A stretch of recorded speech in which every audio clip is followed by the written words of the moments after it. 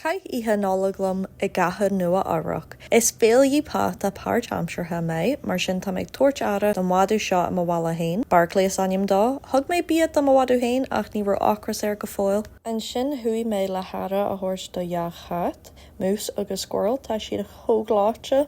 Iní é sin a chhlaach mé an subway isteach go dtí an chathair agus fuair mé brunch le Brianna in Café Maud agus bhí sé aonta aisteach mar bhíon cafe ag geantar ucránach ach bhí ahan duine ag obaíon éireannach.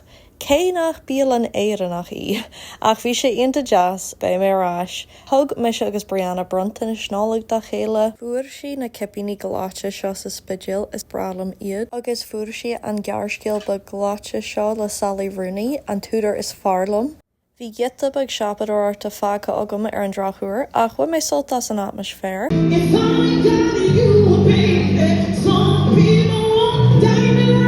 Dan mé a gopla scuine ionta fada, hui mé as ma bheod. Thug mé ara do chopla cat eile an ihe sin, seo I bín, bhí si ionta fáte an chéad chopla ihe ach tháinig si amach ar ihe nollag. Ag jeú an lei rinn mé cíiste cáise Baileys, well thosaí mé ach ra mé darmid ucht ar cheannach mar sin cheannaí mé é ar maid an nollag, bí an siopí foscailte in nua ara, agus sin é go dé bhí ar siúla go tain.